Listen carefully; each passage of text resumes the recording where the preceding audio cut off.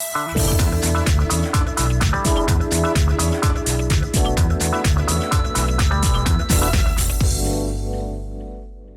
and welcome to VOA's Red Carpet. I want to thank you for joining us today. Red Carpet is a show that brings you the latest in celebrity news, entertainment news, in fashion, sports, film and television from around the world. My name is Jackson Vunganyi. Let's begin.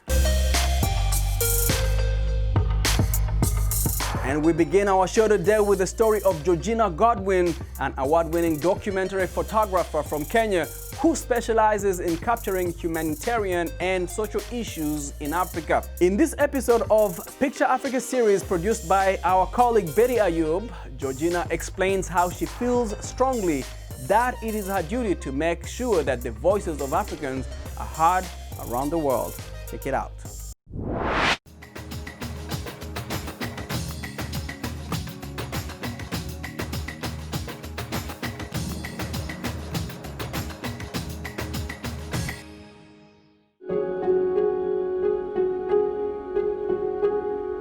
I'm Georgina Godwin. I'm a photojournalist living and working in Kenya. I was born here and I work with many different NGOs, news agencies and companies to tell the stories, especially underreported stories in Africa, focusing on social issues, the environment and lots to do with women.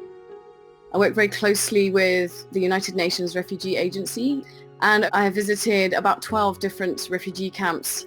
This particular story, Tanzania's refugee children, really struck out for me because this was the first refugee camp that I had gone to. It's called Nyarugusu and it's one of the largest refugee camps in the world. From the Congo, many refugees have come across, and since 2015, a lot of the people from Burundi arrived in Nyarugusu as a place of haven. And what I found when I went there, I was there for a whole week, that the strength and resilience of these children, despite everything going on around them, is just heartwarming and heartbreaking. When you meet Samburu women, it's not very difficult to tell their story visually. They are extraordinarily beautiful. At the time when I went to the Umoja Women's Village, there was around 40 women there. Some of them had heard about this village that was started by a woman called Rebecca Lolosoli in 1991, and she's a Samburu woman who had decided to run away from forced marriage, and she began this village. It's called the village where no men are allowed, and many women heard about this and they decided to move away from the traditions of female genital mutilation that's part of Samburu culture. Some had been raped and some about to move into forced marriage and wanted to run away from their husbands, and early marriage as well, underage marriage, and together they look after each other. I think it's very important to make sure that we continue to make this place relevant and to have a depth that's available for people outside of this continent to access. And as a photojournalist being here, I take it very seriously and as part of my duty to tell these stories with as much depth and intimacy, but also with respect to the people and the places that I document. And I want to say thank you to people who take the time to listen and look at these stories, because of that support, these stories get a voice. Let's continue on to give this wonderful continent of ours a space in the world.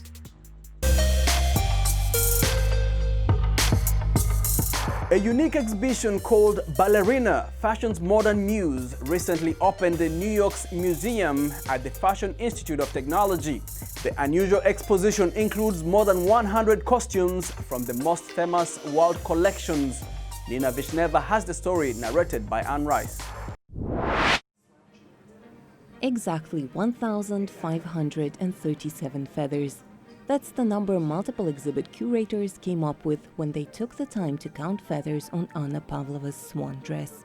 The unique ballerina apparel traveled from London to New York in a special safe, and even here, in the Big Apple, the fascinating costume was displayed at the exhibit in a special transparent case. The exhibition, called Ballerina, Fashion's Modern Muse, opened in New York's museum at the Fashion Institute of Technology, will stay open to the public until mid-April. It's a unique opportunity to showcase the beautiful marriage of two arts, ballet and fashion. Ballet is an ancient art form, and it's had tremendous impact on culture and fashion throughout the 20th century. It became so popular in Great Britain and the United States. It was the #1 performing art form in Great Britain in the 1930s, 40s, and 50s. But it's Russia and the Russian artists who we have to thank for this reinvigoration. Coco Chanel, Christian Dior, Pierre Balmain, Valentino, and Yves Saint Laurent. Among others, these outstanding fashion designers brought something exquisite and stunning to the art of ballet dance. Mixing catwalk and stage, haute couture aesthetics, and pirouette, they created an unusual grace in clothing. After all, ballet and ballerinas have been inspiring designers for over 100 years. I was a ballerina as a child, and many American children were. And there's just so many memories, the beautiful toe shoes. Contemporary designers like Noritaka Takahana are one of the few that have really taken that idea to an extreme. And these particular ones were worn by Lady Gaga. Coco Chanel was one of the first designers to see ballerinas in a new light. She exchanged the familiar ballet tutu skirts for more sleek athletic wear and put up hairdos swapped for neat buns. Beyond the stage, it was the ballerinas that introduced new fashion trends. They became the trendsetters. Enthusiastic ballet fans tried to copy the unmistakable style of Anna Pavlova and her love for furs. And later, this love spilled over to Margot Fonteyn, the muse of Christian Dior and Yves Saint Laurent. It really shows the touch of couture. And I love the fact that she went with Yves Saint Laurent, who was such a young designer at that time period. Margot Fonteyn, who was later appointed prima ballerina of the company by Queen Elizabeth II, was a star both on stage and at soirees. Her partnership with Rudolf Nureyev that lasted for 17 years turned into an amazing chapter in the whole history of ballet and fashion alike. 42, 43, and she was very nervous. She said, I'm going to look a little like mutton dancing with lamb, so I'm the old one with the baby. But it turned out to be one of the greatest dance partnerships in history. But it's not just sparkles and gems that comprise the exhibit. There are also tiny ballet skirts of the wartime 1940s that were resewn for girls from their mom's dresses. Skirts, tutus, ballet shoes, all this formerly strictly ballet attire easily found its way into today's fashion outside the stage. Their stage today is the city streets, as bright and sometimes just as grueling. For Nina Vishnova in New York, Anna Rice, VOA News. Now, for those people who have removed all animal products from their diet, making sure they are not wearing anything made from an animal seems like a natural progression. In Los Angeles, vegan fashion is a thing, and one designer has dedicated all her time and energy to making sneakers made from recycled materials. Angelina Bagdasharian has the story, narrated by Anne Rice. Cynthia Arcus confesses that it was her son who inspired and pushed her to create her own business. He was making so many questions, and one of them was like, why we are wasting resources? Why we are wasting so much water? So because of his questions, I was like, wow, yes, and how we could do things different. Arcus decided she needed to start with herself. That's how the brand Arcus Bear was born. Sneakers made of recycled material. The eco-friendly sneakers, though available in many colors, have never been dyed. They were just made from recycled material of similar color. And dyeing colors, use water, you are using chemicals. So I was picking and balancing all of this, and we decided to do sustainable sneakers made of recycled rubber and recycled cotton and plastic bottles. Inside is very comfortable. It has coconut fiber. Old footwear, disfigured and discolored, turns into designer shoes. Those are pieces of rubber. Those are pieces of other soles that should be discarded, and we decide to reutilize in the production. Arcus's sneakers shone at the Vegan Fashion Week that took place in Los Angeles early in October. Together with other designers, Arcus wants to prove that eco-friendly doesn't mean ugly. A lot of vegan clothing and shoe items are sold for hefty prices, and there are a whole variety of styles to choose from. I was a stylist to celebrities, right? So I was making up and outfits for people, and I was buying up to like $10,000 to $15,000 worth of amazing luxury shoes a month. And I wanted to find a way to make a version that was non-leather and not using any animal cruelty, but also having that same amazing feel, fit, and fashion sense. And so I went out to do it myself. Rebecca Mink has been making designer vegan shoes for Hollywood celebrities for over 20 years. Apples, pineapples, mushrooms, the materials she uses will astonish any clothing guru. The shoes are manufactured in Italy and cost a fortune. But high price is something that a lot of vegan shoes share. These sneakers, for example, cost $200 a pair.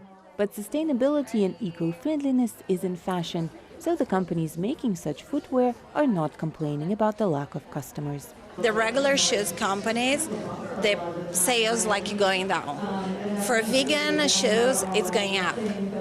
Because what they are made of is not a fashion, just a trend. For now, vegan shoes seem to be a US thing. European countries still like their leather. So most vegan designers are exclusive to the US, where they know they will find customers. For Angelina Bagdasaryan in Los Angeles, Anna Rice, VOA News.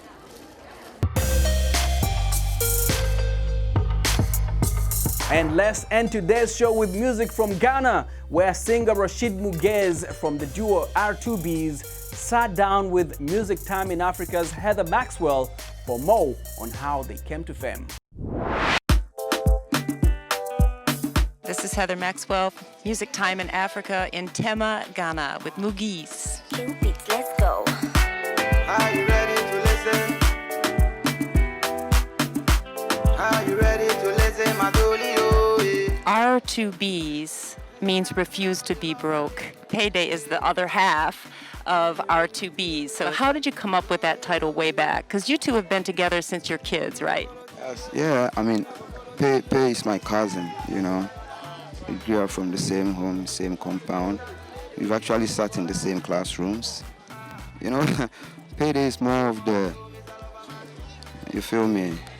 Yeah, he's like streets, even before music. So I remember we were watching some documentary from the States. It was called Hood to Hood. So it was a compilation of various hoods in America. And there's this dude who comes out of the project and he goes like, making money out there, refuse to be broke. And Pay was like, right there, that's the name of our clique. We the vibe, we the vibe, we the vibe, we the vibe, we the vibe, we the vibe. I've seen this written and I've heard people say it about R2Bs is that you are legends in the music industry in Ghana. Why? I think it has to do with the fact that we've been able to stay consistent. We've been able to define ourselves through our music in a way. And many a times, it doesn't really matter what language barrier.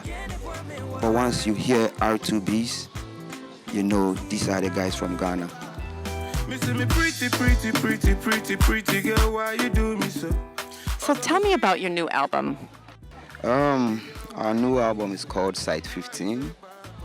And what is Site 15? Site 15 is here, the whole story. It's still Afrobeat, it's still the club bangers, the everyday feel good, the odo you guys hear every day. What's next for you, Muguez? Yeah, we're working on our tour dates. We're thinking of doing Africa, hopefully Europe, in the States. Any last words you'd like to say? It's been a long way, but I think finally we can say we're proud to be Black Africans. It's over. She did tell me say over. 21st century, so she go tell it to my face. And thanks for watching VOS Red Carpet. My name is Jackson Vunganyi. For more entertainment news, check us out at voanews.com. We are also on Facebook, on Instagram, and on YouTube. Until next time, goodbye everyone.